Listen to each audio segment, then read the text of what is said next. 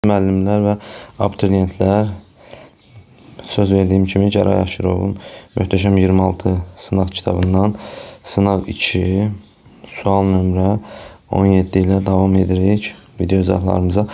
Zəhmət olmasa kanalıma abunə olun, daha çox paylaşın ki, hamı üçün faydalı olsun çəkdiyim videolar. Deməli, sualda deyir ki, 2,408 vurulsun 10 üstü 23 sayda karbon atomu olan kalsium karbinin üzərinə 92,4 qram su əlavə olunur. Bunu mərhələli şəkildə yazaq. Birinci biz bilməliyik ki, bu sayda karbonu olan kalsium karbid neçə moldur?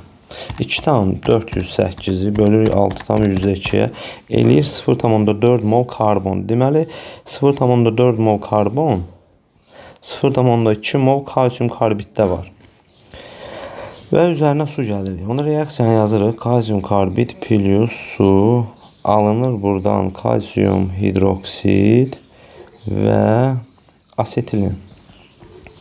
Aha. Deməli, əmsallaşdırsaq, burada 4 hidrogendirsə, burada 2 yazsaq, əmsallarımız bərabər olar. Baxa görə 1 mol kalsium karbid reaksiya daxil olanda 36 qram su sərf olunur. 1 mol kalsium hidroksid alınır və məhlulu qaz şəklində 26 qram asetilin tərk edir. Onda baxa görə bu 0,2 mol olanda nə qədər su sərf olunur?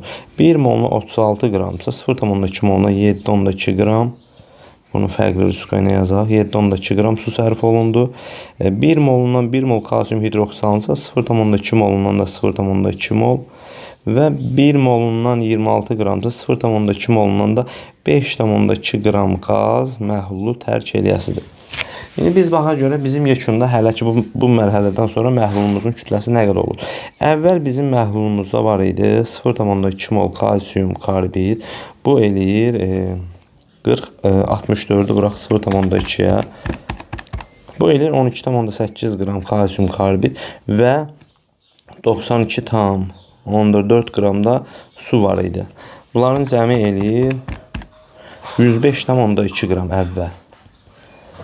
Və biz dedik ki, bu məhlulu asetilin qaz şəklində tərk edir. Bu da eləyir 5,2 qram. Deməli, mənim məhlulum oldu yekunda 100 qram. 100 qram məhlulum var birinci reaksiyadan sonra. Sonra proses davam edir. Reaksiya başa çatdıqdan sonra bu məhlulu tam neytrallaşım gedənə qədər. Deməli, burada ikinci reaksiyamız kalsium hidroksidin üzərinə gəlirik H-xlor. Və buradan alınır kalsium xlorid plus su, neytrallaşma reaksiyası. Əmsallaşdırsaq, bura 2 yazsaq, suyun əmsalını 2 yazsaq, kifayət eləyər. Deməli, yenə də baxaq, 1 mol kalsium hidroksidə 1 mol duz alınırsa və 2 mol da su alınır, yəni 36 qram. Bəs bizim axı 0,2 mol kalsium hidroksidimiz var. Onda bəs 0,2 mola neçə mol alınar? 0,2 mol təbii ki və buradan 1 molundan 36 qram alınırsa 0,2 molundan da 7,2 qram da təzə su alındı. Bax, bu artıq təzə məhlula, bunu biz əlavə eləyəcəyik. Deməli, bizim məhlulumuz əvvəl 100 qram idi. Əvvəl deyəndə, yəni birinci reaksiyadan sonra. Və bu məhluldan mən, bax, 100 qramdan 0,2 mol kalsium hidroksidi sərf elədim. Bu da eləyir 0,2 vurulsun 74. 0,2 vurulsun 74. Bu eləyir 14,8 qram. Deməli, 100-dən 14,8 çıxanda bizim qalır 85,2 qram məhlulumuz. Və bizim təzə yaranan duz və su da bu 85,2 qram məhlulun üzərinə gəlir. Deməli, 85,2 qram qaldı məhlulumuz. Bunun üzərinə gəlirəm 7,2 qram alınan suyu və 0,2 mol kalsium xloridi. Bu da eləyir 71, 111. 0,2 vurulsun 111, 22,2 qram. Vəssalam, bizim yekunda məhlulumuz bu qədər oldu. Bunların ümumi cəmi eləyir 85,2. 114,6 qram.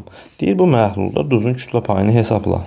Omega bərabərdir 22,2-ni Bölərəm 114,6-ya vuraram 100-ə. Bu da eləyir 22,2 bölünsün 114,6. Bu da eləyir təqribi 19,37. Burada da cavablar onsuz da təqribidir. 19,4 cavabı doğru cavab kimi götürmək olar.